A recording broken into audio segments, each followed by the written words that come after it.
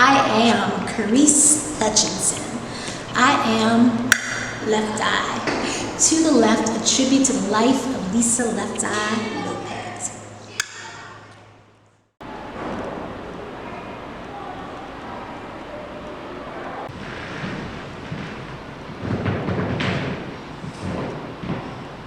Okay, so let's tell me a little bit about the show.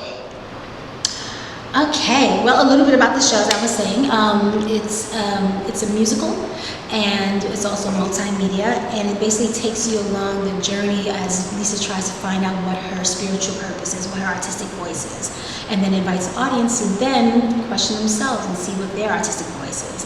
And you kind of meet different people along the way, people that she's known in the past, and people that she meets in the future. You meet people like Dr. Sabi, Tupac, her relationship with Tupac, and Andre Rison, and a couple other surprises in there, and also her different family members also.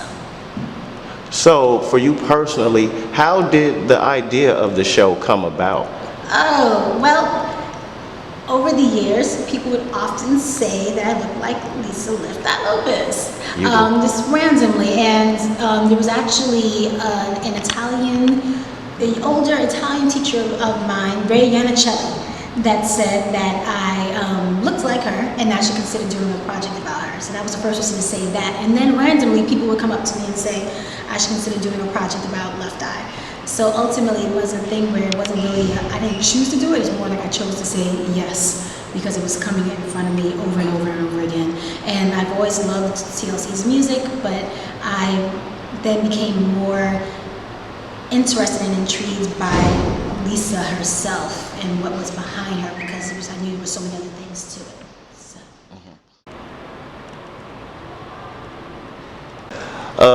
I know that it's a lot of singing and a lot of dancing involved, and a lot of energy involved. So, with you being a one-woman show, how strenuous, is it for you to carry out this task of the show? It's a lot. It is a lot, and I realize it's like, okay, stepping into her shoes for an hour and a half.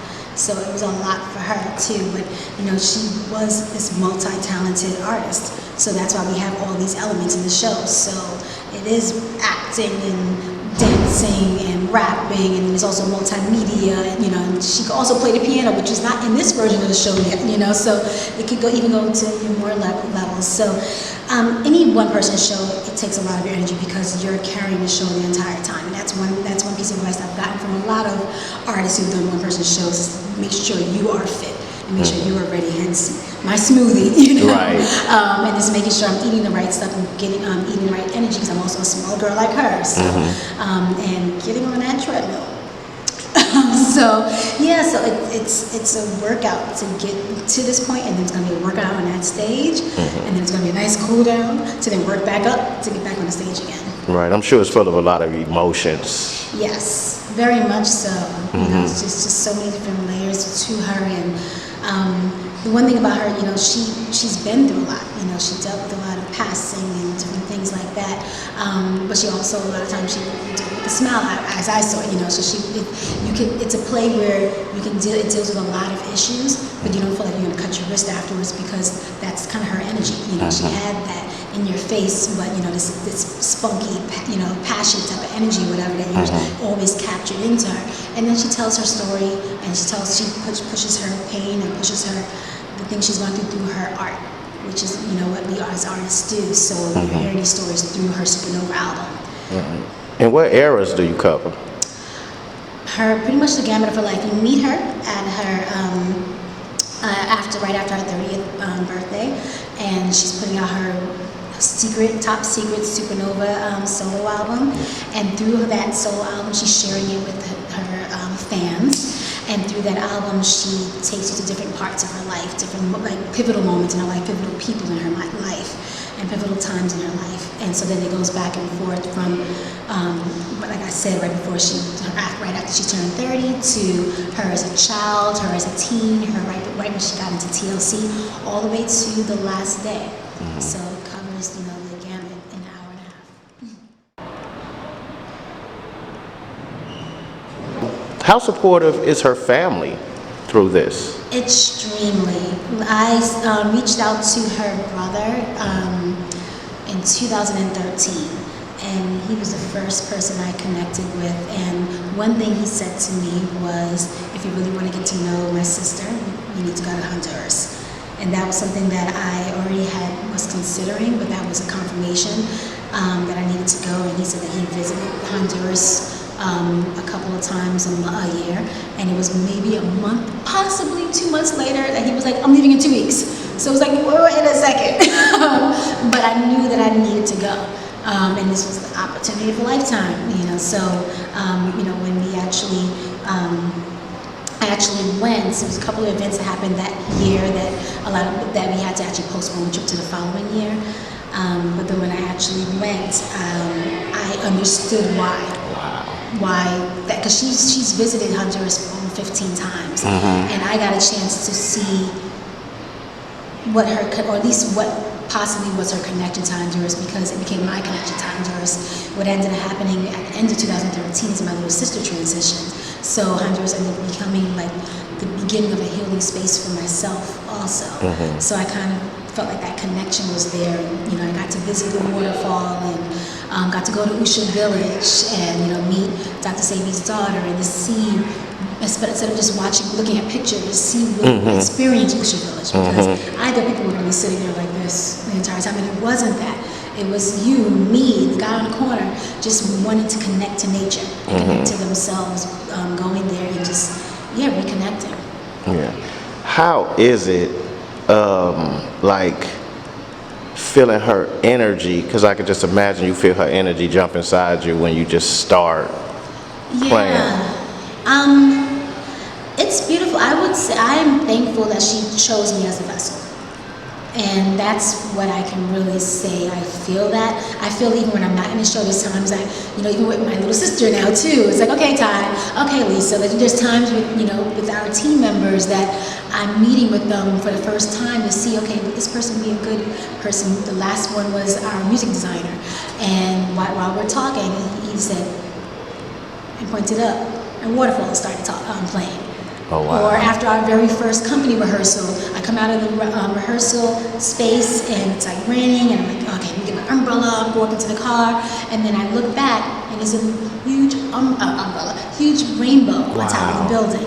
So those moments, because I'm in the space of listening, and that's, I feel like in this time that I'm in now, the message that I've been hearing is to stay present. Because there's so much work to do, so much whatever, but all of this, meeting you, is part of this whole journey, you know, and the whole purpose of writing this was first to have a vehicle for me to showcase my art, but now it's so much bigger than that, and it's really to touch each and every audience member and in some kind of way, and then to touch myself, and then touch people I'm meeting. Like, there's people who've been involved with the show who, after being involved, looked up Dr. Sabi.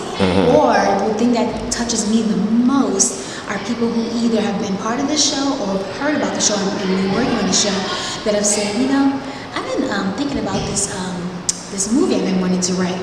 And, you know, watching you do this, I'm kind of inspired to actually go back to doing it. And I've heard that so many times. And if anything else, that's the thing that touches me the most. Because it's my art. Lisa's art inspired my art. Now my art is inspiring somebody else's art. You know, and that's a continuation of her legacy. And then that's a continuation of my legacy too. So that means a lot to me. All right, and speaking of your art, you are well prepared for this. Let's talk about a little bit of your upbringing. And I just have to say Alvin Ailey.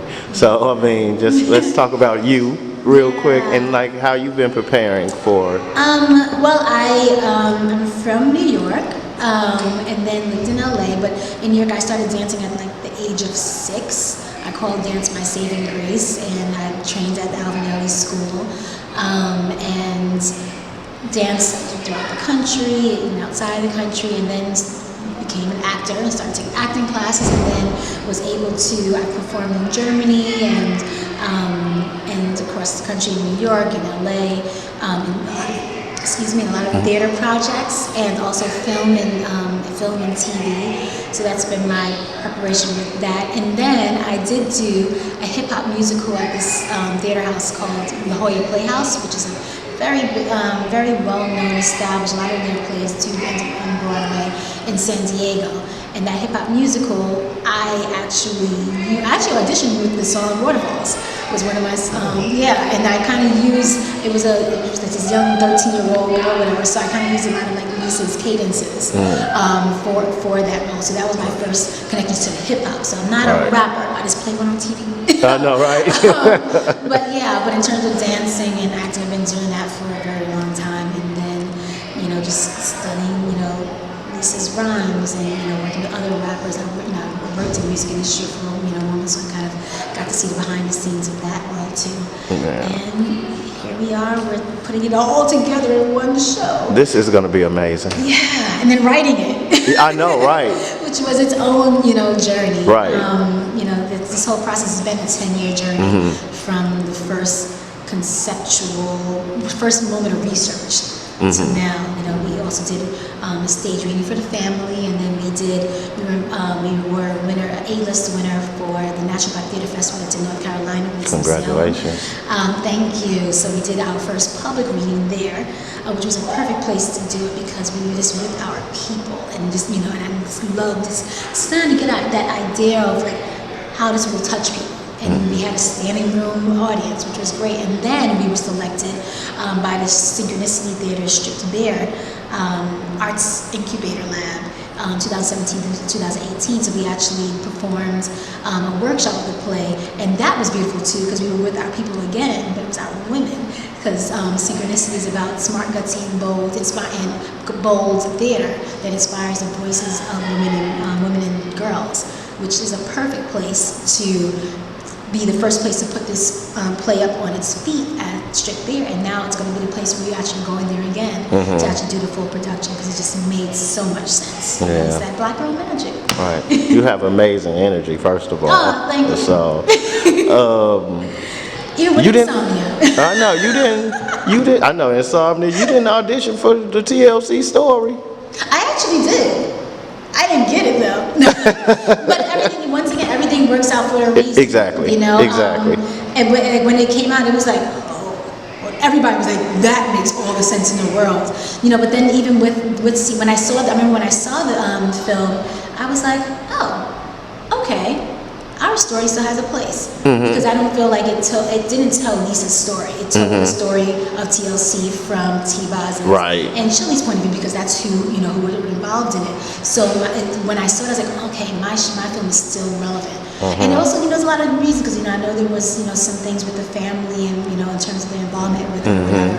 So there was a reason why I wasn't part of it. Right, and what's for you is for you. Yeah, and it was, but I will say that it was really good seeing that. And knowing I was already working on my own show because that's actually what inspired me first to start writing. That I had a film that was in South by Southwest Film Festival, and it ended up being the same year that her documentary, The Last Days of Left Eye, was premiered there. And so I was in the theater, and this is after people have been telling me, you should do a project about her, and I haven't been moving on it at all. And I'm sitting in the theater, and I thought, okay, how would you feel if you were in this theater and instead of it being a documentary, it was a narrative about her and you weren't a part of it? And that's when I was like, okay, well, you got the call, it's up to you to answer. So when I got to see a narrative with her, I felt good. I was like, ooh, but my show.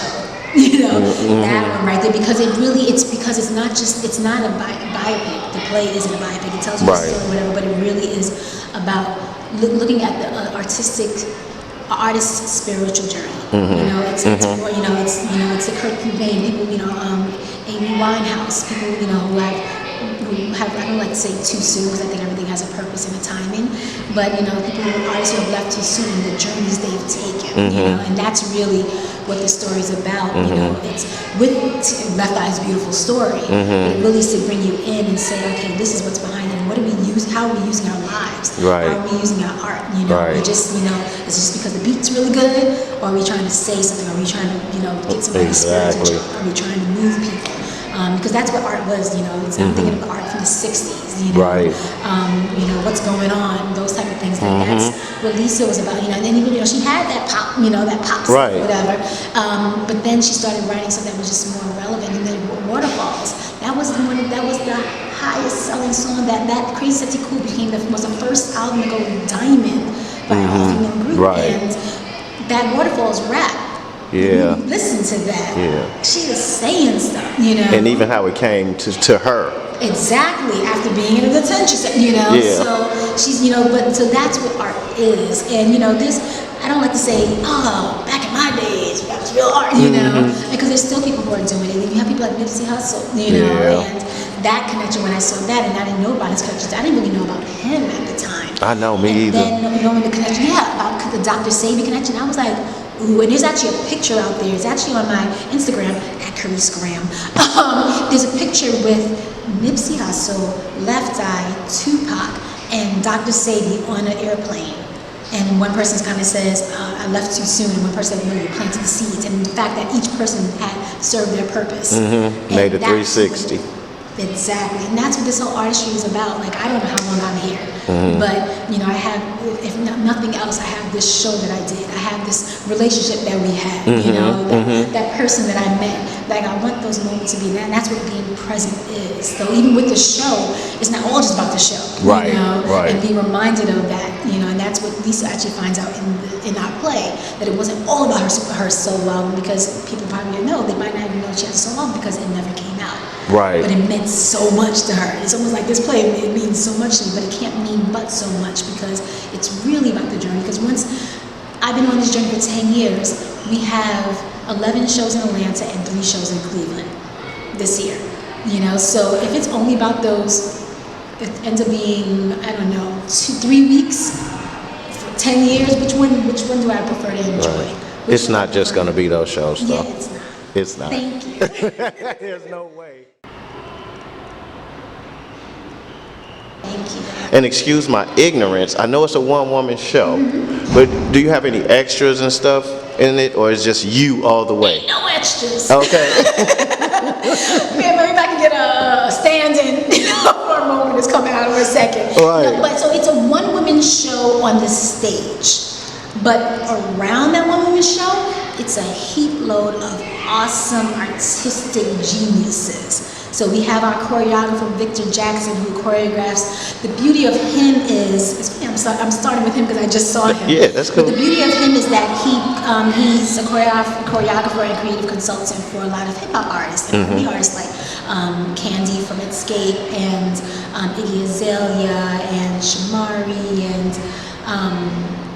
Lil Wayne, you know. But then he also is from the musical theater world, because he was from Tri-Cities High School out here. And live right down the street. Yeah, so that combination of the musical theater meets, he knows how to, like, so like when we're rehearsing with him, he's like rehearsing me like as if it was Left Eye in the studio, and how he would actually be rehearsing her, you know, so choreographing her. So I'm getting that piece of it. And one of the first places we had to train that was actually in the studio that TLC used to rehearse in, which I didn't know at the time. Marvelous Studios, I believe. You get the whole experience. Yeah, and afterwards I was like, oh my gosh, they were here, you know. So I have that, and then we have the Tom Jones, who is the staple of Atlanta and across the country. This guy is a veteran. He has directed, written, and performed in over 200 plays. And he is just the best director for this play, because he just has he tells a story with the funk that I liked, and he understands the story. He connects to the story about what he had his theater company, Dramandi, which was one of the biggest black theater companies in the world, and it was in Atlanta for 20 years. And then we have Kimberly Binns, who's our projection designer. So with all these, I haven't even seen the projections fully yet. And then we have a sound designer, Casey Willis. And now that I'm saying the names, I feel how people like, you know, give out awards and they're like, oh no, I gotta say everybody. Oh, I forget it. Munir, who's our musician, who is a genius in his own right, because he's a producer. He, you know, this young dude. He raps. He also plays all the drums. His first instrument was the djembe, which is perfect for this play when we go to Honduras. You know, so we have him. We have wonderful stage managers, and Jen and Tammy and Deanna, but there's just so many, and I know I'm missing somebody now. I know exactly how people feel when they get that award and the Oscar. But just like, so it's a one-person show on, you know, on the stage, but there's a lot of people who are surrounding, and those are people who are part of the show now. There have been many people who've been, Adaye Moon, who's our dramaturg, who've been part of this show throughout the times, you know. So it started out with me in the corner writing, you know, but then since then it's a lot of people more involved in it now. I cannot wait. Yeah. It's gonna be amazing. Thank you. Yes. All right, let everybody know how to get in contact with you and just learn more about Kerisse. Perfect. So I'll start with the show. You can find out about the show at www.totheleftplay.com. That's theleftplay.com. And to find out more about me and also the show, I'm on Instagram at Kerisse Graham, and that's Kerisse Kerisse Graham, like Instagram. On Twitter at Kerisse. I gotta get better on that though. And then on Facebook, our Facebook page is actually at Kerisse H for Hutchinson. So those are the 3 ways you can reach me. And then if you want more information, the email is at totheleftplay@gmail.com. And yeah, that's pretty much it. For tickets, definitely www.totheleftplay.com. Remember, it's number 2, theleftplay.com. Get your tickets. We're here from August 1st through August 11th. That's the Thursday through Sunday. You don't want to miss it, and you want to get your tickets soon, because we sold out of 2 shows when we were at the workshop. So we're looking to do really well here, because Atlanta's just the perfect place to put this show up. Oh, and when does the show start? August 1st. Thursday, August 1st will be our first. That will be our preview. And opening night is August 2nd. Friday, August 2nd at 8 p.m. We have 2 shows on Saturday, a matinee and evening show, and then Sunday we have 1 show at 5 p.m. And then we start all over again on Wednesday. And then we also have, what I love is a pay what you can day on Wednesdays, where, it's only one Wednesday, but on Wednesday where the tickets are on sale online, but then if you come to the theater, whatever tickets are left, it's pay what you can, because we really just want to really get people to be able to come. So don't let an expense be a reason why you don't see the show. Come and experience it. I am Kerisse Hutchinson. I am Left Eye. To the Left, a tribute to the life of Lisa Left Eye